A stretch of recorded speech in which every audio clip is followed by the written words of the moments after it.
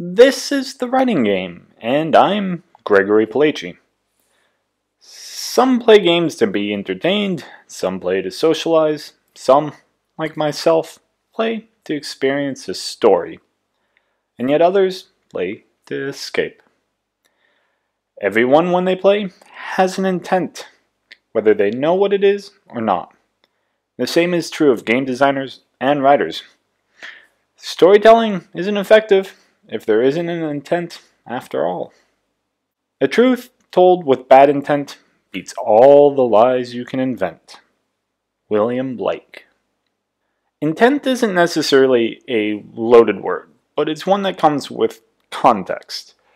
So, for the sake of this episode, I've broken it into 3 different sections, relevant to different aspects of games, namely, playing, creating, and storytelling.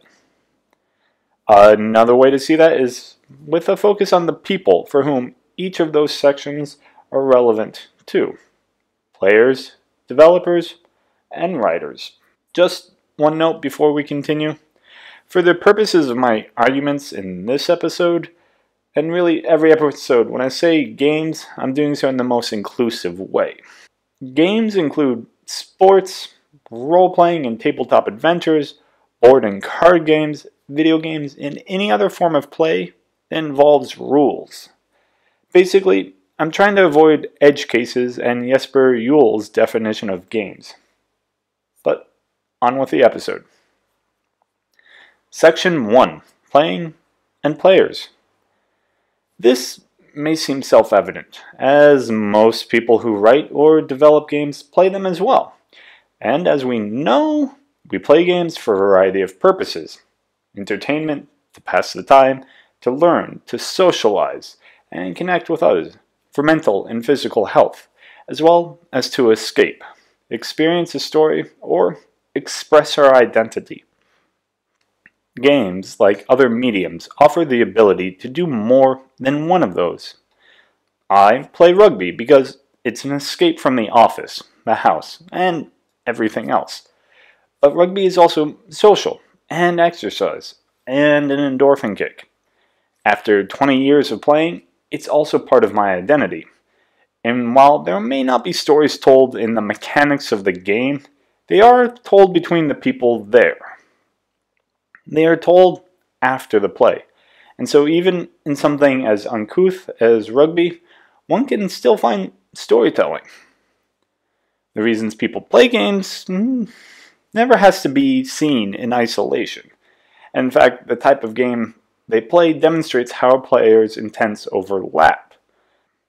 Someone playing a tabletop or pen and paper RPG inevitably is playing to be both social and experience stories, with entertainment a given for all types of games.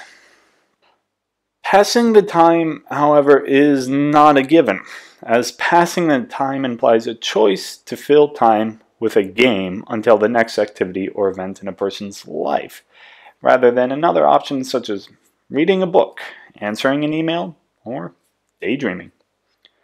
Whereas those choosing to sit down to a game or play a sport may do so with the purpose of doing that exact thing. Learning is an intent that is difficult to codify as an intent, in part because as one plays, one is always learning. This is especially true when playing a game with or against other people. We learn how they play, how to interact with them, and what's possible within the rules of the game. Players sitting down to learn something specific from a game is not a given, and can vary with each game played. Game developers do this to some degree instinctively when they play, similar to how I and most writers analyze any story we're experiencing. That's not to say we do it all the time. Most people have things they do for the sheer enjoyment of it, with little to no analysis of what that game or media says and does after the first few encounters. Playing with the intent of learning something can in fact override all other purposes of play, even entertainment, as by seeking knowledge, we can play games that we don't find entertaining, but still have value because of the lessons they impart. Dark Souls, for example, is not a game I'm interested in as a player, but as a game designer and writer, there are excellent lessons to be learned from it. Of course, at any point in a game, a player can switch between different intents. One of the most common examples of this happens in multiplayer games, when a player on the losing team changes their intent from winning, or at least doing well, to being disruptive. Hell, any game with multiple players is going to have to balance those various intents, and we know how difficult that is. Just take a look at any online game with moderation, or the work a game master must put into seeing the various players' demands for action, story, loot, or combat in a pen and paper RPG. With that in mind, let's move on to section 2, development and developers. Games are made by people, and in some cases, are people. Sports don't happen without players, and because of that, some games evolve. It's how we got American football from rugby. But when games are being developed with specific intent, there is also a balance to be struck. And the balance of egos is always a delicate process. If you've ever done any sort of creative work with a team, then you know this. Writers aren't any more precious or sensitive than others about their work. In some ways, writers may be better positioned to work in teams because of our experience of giving and receiving feedback on our creations. Developers, and by this I mean anyone and everyone involved in game development that touches the project. On a personal level, I consider anyone involved in the company a developer. Even personnel, accounting, marketing, etc. can have a great impact on a game and the team. But for the sake of the arguments in this episode, I'm going to focus solely on those who lay their hands on the project. To say every developer is passionate about a project is willful ignorance. There's a lot of reasons people work, and more often than not, passion is not that reason. It helps and may be the motivating factor for why someone entered a particular industry. But for now, let's put it aside as a defining intent of game developers, or creatives in general. Game developers come to every project with a variety of intents. Some want to learn new skills. Others want to challenge themselves. Still, more want to make a particular type of game, or as is so often said, evoke a feeling. And then there are those who want to tell a story. This is all a rehash of players, except this time, rather than being on the receiving end of a project, the people involved are on the giving end. So their purpose, while personal, is also one that is public, given it affects others, whereas players' intents don't directly affect others, except in multiplayer games. This is all a long-winded way of getting to talk about narrative designers, people who champion a game's story, but also consider the implications of each mechanic and system for the wider narrative and the intents it creates both in-game and in the players. Narrative designers aren't just about story, or making sure writers are involved in the development process. They're concerned with the intent of mechanics and what's being told to the player. To some degree, they're concerned with the game's gestalt. Granted, a creative director is meant to do much the same, but where a creative director has to oversee a project and make a lot of high-level decisions, it's often up to the narrative designers to make more low-level, specific decisions, to see the creative director's vision through to completion. That being a matter of how teams are structured and tasks are assigned can change with every studio or project. For the purposes of this episode though, narrative designers are the people who play the most with the intent of the gameplay. Part of the appeal of games is the loot, the consistency of the rules, and humans love consistency a lot. It's why we're so often afraid or offended by change. As mentioned on a previous episode, it's why we also like serial productions, be they TV shows, novel series, or movie universes. It's also why we're comfortable with certain mechanics, UI elements, or in the case of stories, the hero's journey and the 3-act structure. But doing too much of the same can get boring. And it doesn't take a narrative designer to recognize this or implement something different. But it often does require one to recognize how such changes impact the story of a game and the intent those changes may convey. The addition of new enemies in a game has effects beyond introducing new challenges or complicating the situation for the player. It has an impact on the story. This is not a matter of it should have an impact, but it does have one. And humans love to argue over this story. The entire history of the Abrahamic faiths is just that. People arguing over stories, their meanings, the intents of the creators, and the impact various elements are meant to have. And it's no different with other creations, especially video games. Just look at Bloodborne. Irrespective of those facts, game designers, whether narrative focused or not, are telling a story with their mechanics, and the story can and should change. Building on loops, as is so often done in games, provides little change in a deep and meaningful way, because the character or the player is always doing that base loop, that moment-to-moment task. Granted, some of that may need to remain the same, such as movement. If the game is about going through the world, then there's little need to change that. Of course, the designer may decide to switch up and have the world come to the player instead. In effect, this is what happened in Mass Effect 3, in the final act, when all of the alien races join together for a last stand on Earth. The enemy shows up, and there's a great example of Deus Ex Machina in the arrival of the Citadel.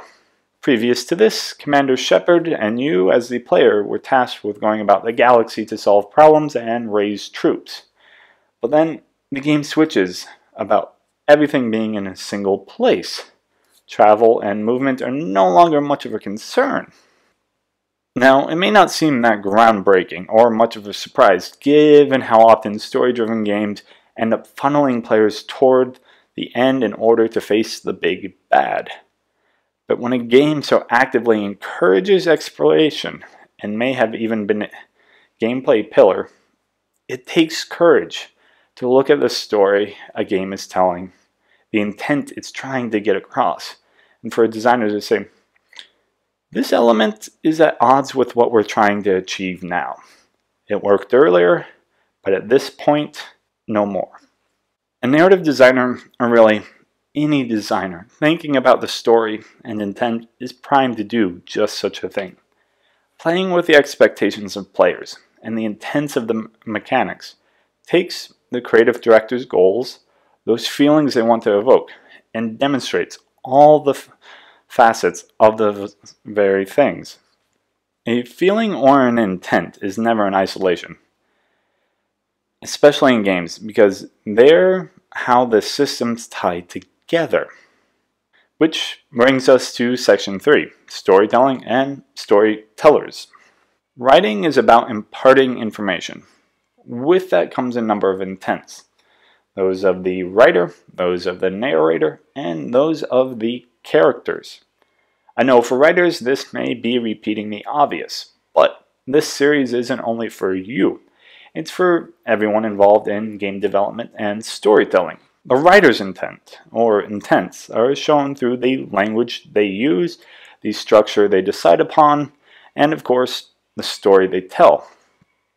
The latter being a combination of plot, the narrator and narration, and the characters and their characterization. But because writing is about imparting information, storytelling is a combination of what information is shared and how. It is also a matter of how much information is shared and when. Good stories string the audience along by dispensing information over time rather than in a single large dose at the beginning. Take Firewatch, for instance. We don't know Delilah or her motivations at all until a good 15 or more minutes into the game. Even then, we don't know her intent. We don't know her purpose beyond being a counterpart to Henry. Even with Henry, the main character and the one played by the audience, the intent isn't entirely clear. We know his motivation for going to the Wyoming wilderness, but we don't know his intent for doing so. Intents for characters and narrators don't have to be crystal clear. In fact, nor does the plot. If a character's intent changes, then that's either character growth or a twist. If a narrator's intent changes, it's an example of unreliable narration. Both common enough elements in writing, but ones not encountered in games all that often. Of course, intents are always a matter of motivations and whether they are intrinsic or extrinsic. The writing style will simply determine if that intent is implicit or explicit. But more on those in a future episode. We're tasked with a lot as game writers. We're asked to explain the world, to give a reason for a character's actions, to justify what is an artificial creation. But other than our teams, there's no one we ever have to give a straight answer to, especially the player. Which is why you should play with intent when making a game. Just remember, a story should either have a complex plot and a simple world, or a complex world and a simple plot. And games add an additional system on that, which is gameplay. So your audience is tasked with more than they are when they read a book or watch a film. For now, thanks for taking part in this episode of The Writing Game. I'm Gregory Placi. Everything I do can be found at onegamedad.com, and I can be reached there or on Twitter at onegamedad if you want to talk writing, games, this show, or even working together. The Writing Game is hosted by Third Culture Kids, which can be found at thirdculturekids.net. Please be sure to like and subscribe or rate and review this show on whatever platform you find it. I'll see you on the next episode.